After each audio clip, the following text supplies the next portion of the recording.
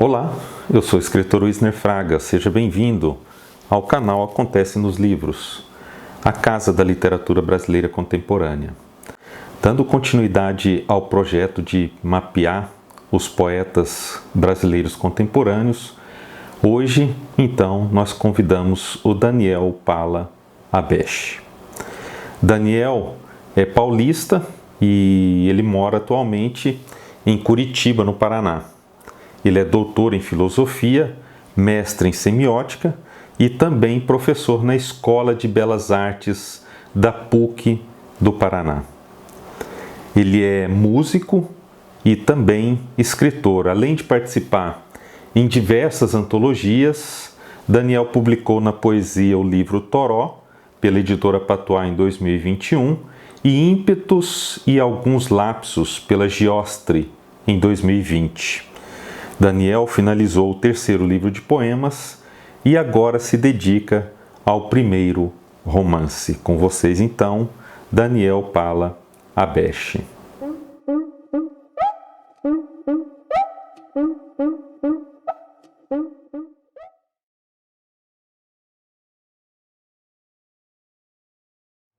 Olá, sou Daniel Pala Abesche, sou professor universitário, pesquisador nas áreas de filosofia da linguagem, estética e cultura e também poeta, autor do livro Toró, publicado em 2021 pela editora Patois.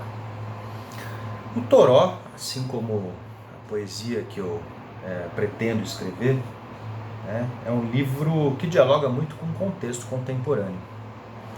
Eu tenho uma característica de dialogar muito com o síncrono, com aquilo que estou vivenciando. Uma necessidade de escrever de alguma forma sobre isso, não de uma maneira formal, mas de uma maneira poética, uma terapia. A poesia para mim é uma terapia, uma forma de lidar com a própria vida, com a própria existência. É uma necessidade fisiológica, acredito que para grande parte dos escritores seja. Escrever é uma necessidade fisiológica, assim como quando eu tenho sede eu bebo água, assim como quando eu tenho fome eu como, eu preciso escrever para sobreviver. A poesia é soberana sobre mim, ela se impõe a uma entidade que baixa e eu preciso de alguma maneira escrever, senão eu sucumbo. Assim como quando a gente não se alimenta quando tem fome, assim quando a gente não ingere líquido quando a gente tem sede, quando a gente tem essa necessidade de escrever, não escrevemos, nós sucumbimos. Eu digo que eu não vivo para escrever, nem escrevo para viver, mas eu escrevo para sobreviver o que há de sobrevida adiante. Então, o Toró foi escrito num contexto complexo, tanto macroscópico quanto pessoal, Foi escrito durante uma pandemia, ele foi publicado em 2021, mas ele foi escrito em 2020. Então foi escrito durante a pandemia, o início da pandemia ali, o ápice da pandemia na realidade, num contexto de caos político-social, uma crise sanitária sem precedentes e também no momento de finalização da minha tese de doutorado em filosofia. Então, além de ter essas características de angústia perante ao mundo incerto, temos também uma pitada de existencialismo, que, como meu querido editor Eduardo Lacerda disse, é uma poesia tocando quase ali a filosofia. Não julgo que seja uma poesia filosófica, não acredito que seja possível fazer filosofia a partir de poesia, não tenho nem essa pretensão, mas é uma poesia com uma pitada filosófica bastante evidente. Então temos tanto contexto mais geral quanto mais pessoal, dialogando, que culminam nessa obra que é o Toró. Eu sempre gostei de ler filósofos, da mesma forma que gostei de ler poetas e continuo gostando naturalmente. Eu tenho um apreço muito grande pela literatura brasileira, tanto a mais canônica, não gosto muito desse termo, mas vamos utilizar aqui por uma questão de objetividade, quanto à contemporânea. Eu naturalmente aprecio a literatura estrangeira, especialmente Rilke, Tolstói, Saramago, Baudelaire, mais recentemente a francesa Annie Ernaux, fantástico, incrível, né? A poesia maravilhosa do poeta português José Luiz Peixoto. Mas há algo na literatura brasileira que me cativa absurdamente, né? Eu acho que poucos escreveram como Clarice Lispector, né? Uma obra inclassificável, uma escrita poética em forma de prosa que às vezes parece crônica, que às vezes é um relato pessoal, né? A poesia de Manuel de Barros, que tem uma peculiaridade de dialogar e reinventar, né? E trazer à tona a riqueza da língua portuguesa de uma maneira incrível. A forma que Manuel de Barros desvê o mundo para recriá-lo, para revê-lo, eu acho que é um método do poeta, pelo menos é o meu método, né? Diz que escreveu a poesia, né? É fundamental para mim para sobreviver o que é de sobrevida, porque é uma forma de olhar o mundo dissonante, né? Desamarrado dos seus preceitos lógicos, espaciais, temporais, né? É reinventar a existência, é uma possibilidade de recriar a existência. É um exercício diário, cotidiano, treinar esse olhar para isso. E naturalmente a gente vê a vida com muito mais riqueza. É isso que o Manuel de Barros fez, poeta das insignificâncias. Pega os dejetos do mundo e lança holofote sobre aquilo. Tudo aquilo que a civilização rejeita se torna matéria para a poesia. E é por aí, né? Numa civilização avançada tecnologicamente, nesse processo civilizatório, em que valoriza-se somente aquilo que é artificial, né? Cidades artificiais como Dubai, elementos que tem que ter, né, pirotecnia e tudo mais, esquece-se daquilo que é fundamental. O que é fundamental torna-se prescindível, né? Os pequenos gestos, as pequenas criaturas, os fenômenos da natureza tornam-se todos secundários. De repente a gente precisa lançar a luz, o holofote para o que é o fundamental, né? A poesia tem esse poder, mesmo rechaçada, mesmo surrada, mesmo desvalorizada. É a poesia que tem esse poder, né? de lançar uma outra perspectiva sobre o mundo. Manuel de Barros faz isso lindamente.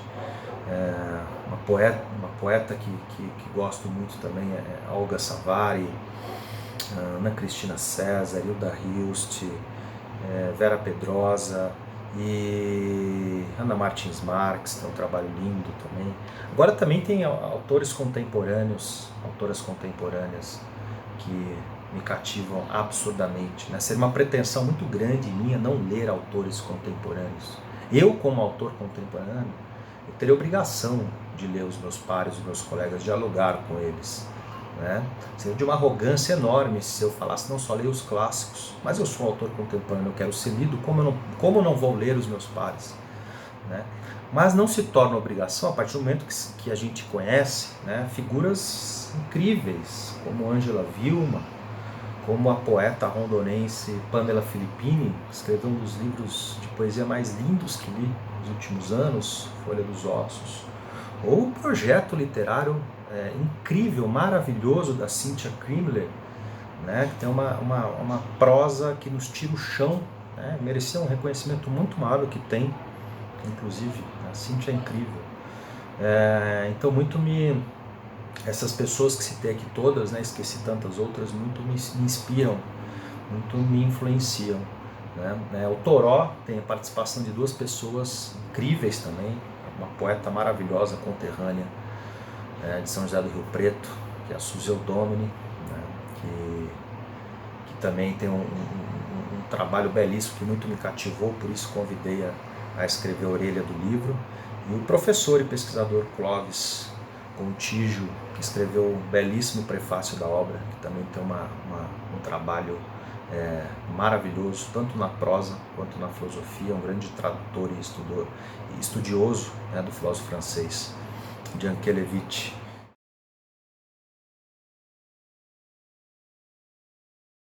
Então eu vou ler 3 poemas do Toró. O primeiro, de fato o primeiro poema do livro, né? Ele está lá no início, numa sessão, um prelúdio, né? Eu chamo aqui os 2 primeiros poemas de Prelúdios da Tempestade. E esse primeiro poema ele é um ponto de partida mesmo, né? Ele não está aqui à toa, ele chama Perder-se. Fendas da virtude suscitam paulatinamente as agruras do não saber onde ir. Partir, o timão do navio sem rumo, desfigurado, em teus sonhos contemplou, se perder com uma bússola inerte, desmagnetizada, em outra década passada, sem GPS, ausente de qualquer possibilidade de mapear-se, cego ao farol das certezas, numa praia qualquer, distante da firmeza e do equilíbrio do indubitável, ventura. O segundo poema, né, é o poema que dá nome à obra, é o Toró, que é o poema que abre a segunda sessão do livro aqui, que é o Penumbra Reversa, ou Alguma Esperança diante de tudo isso. Poema curto, como a maioria dos poemas do livro, e o Toró diz mais ou menos isso. Soró piou antecipando o Toró, inundou de plurais perspectivas a outrora estiagem de entusiasmo. A terra pálida vigorou fecunda inunda. O frescor do ar amenizou a rinite alérgica ao otimismo. Água de chuva que leva entulho, que entope as vias do seguir em frente. Alivia a seca do querer mais, ir além, evapora o porém. E o terceiro poema que vou ler é o poema Desencanto. O desencanto é o preço a se pagar pelo mergulho, já que na superfície nada se enxerga, mas somente se imagina. E ao flutuar indaga-se pouco, somente titubeia, balouça, ondeja, oscila. As respostas estão nos côncavos. Há de se encantar a priori, não nego. Só emergimos a partir do encanto frágil, superficial. A imersão inicial maravilha com vigor, e vigor passeia depois de curto prazo. É no afundamento que afogamos a alienação, e aprofundar-se é desencanto.